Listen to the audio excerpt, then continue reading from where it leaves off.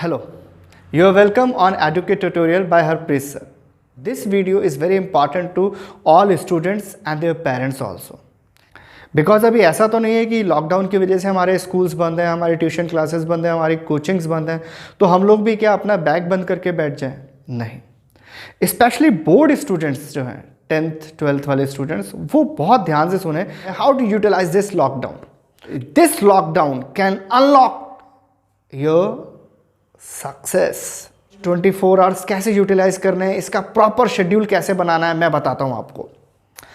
जितने भी students board class में पढ़ रहे हैं अभी, जिनका 10th क्लास है 12th है, वो लोग इस वीडियो को बहुत ध्यान से देखें और सुने. मॉर्निंग में आप कितने बजे भी उठ रहे हैं आई डोंट नो, बट आप एक काम कीजिए, अपने शेड्यूल को सेट कीजिए. शेड्यूल को सेट करने का मतलब कि you have to set your timings accordingly subjects, कि आपको कितना पढ़ना है, कैसे पढ़ना है. जब सिस्टमेटिकली आप सब कुछ सेट कर लेंगे, देन यू फाइंड आउट कि आप 24 आवर्स में से आप सो भी रहे हैं, खा भी रहे हैं, खेल भी रहे हैं, टीवी भी देख रहे हैं, मोबाइल भी देख रहे हैं, उसके बाद भी आप इतना सारा यूटिलाइज कर पा रहे हैं इस टाइम को, तो क्या होगा? Results will automatically 100%. वेट नहीं करना कि कब स्कूल खुलेंगे, कब कोचिंग्स खुलेंगे, हम तब पढ़ना शुरू करेंगे. नहीं, तब तक तो बहुत लेट हो जाओगे यार. आपको अब करना क्या है, या तो यूट्यूब चैनल्स पे पढ़िए, मेरे चैनल्स हैं, या और जितने भी चैनल्स हैं, या कहीं भी ऑनलाइन स्टडी जहाँ से आपको मिलता है, या आपकी एनसीईआरटी बुक्स में से अगर आपको समझ में आता है तो आप वहाँ से भी पढ़ सकते हैं. ऐसा नहीं है कि आपको ऑनलाइन ही पढ़ना है, नहीं, आप ऑफलाइन भी पढ़ सकते हैं. आपके पास जो भी बुक्स हैं, एनसीईआरटी बुक्स हैं, अदर जो रिफ्रेशर्स आपके पास हैं, आप उन बुक्स में से पढ़ सकते हैं, कोई इशू नहीं है. जहाँ से भी आपको पढ़ने को मिल रहा है आप पढ़िए, but the most important thing कि यूटिलाइज दिस टाइम. अगर आपने इस टाइम पीरियड की यूटिलाइज किया तो ऑटोमेटिकली आप 100% ये मान के चलिए कि आपका रिजल्ट तो आ गया, और 100% आ गया. बिकॉज जो स्टूडेंट सोच रहे हैं कि हम जुलाई में पढ़ेंगे, उनसे आप बहुत आगे निकल जाएंगे इस टाइम को यूटिलाइज करके. पेरेंट्स भी इस चीज़ पर ध्यान दें, स्टूडेंट्स को मोटिवेट करते रहें कि यार नहीं, आपको पढ़ना है. ऐसा नहीं है कि इन 24 घंटे में आपको पढ़ना ही पढ़ना है, नहीं, आप सारे काम करिए. आप खेलिए भी सही, मूवी भी देखिए, मोबाइल भी यूज़ करिए, सारे काम XYZ जो भी आपको लगता है कि मुझे थोड़ा सा एंटरटेन करना है, एंजॉय करना है, आप सारे काम कीजिए, नो डाउट. बट उसके साथ साथ अपनी स्टडी के लिए एक टाइम सेट कर लीजिए कि यार मुझे इस टाइम पर पढ़ना है, मतलब मुझे 24 आवर्स में से इतना टाइम तो चाहिए ही चाहिए. अब मान लीजिए कि मिनिमम 24 आवर्स में से आप 6 to 8 आवर्स तो आपको निकालने हैं.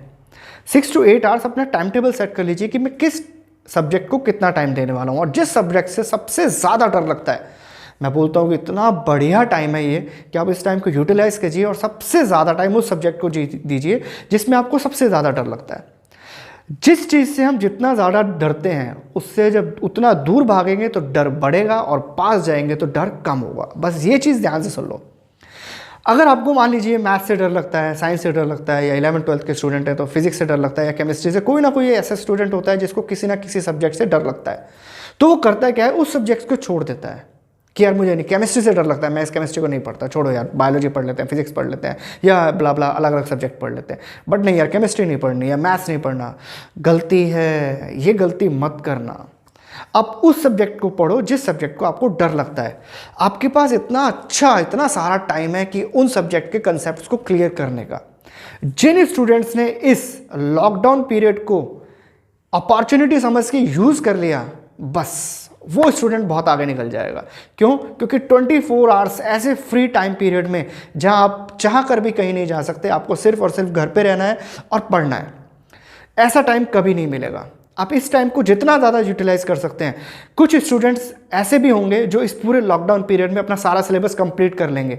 यस, कर सकते हैं, यू कैन डू इट, आप कीजिए. अगर आप अपना पूरा सिलेबस कंप्लीट कर लेते हैं तो आप उन बच्चों से बहुत ज़्यादा आगे निकल जाएंगे. तो you have the whole year.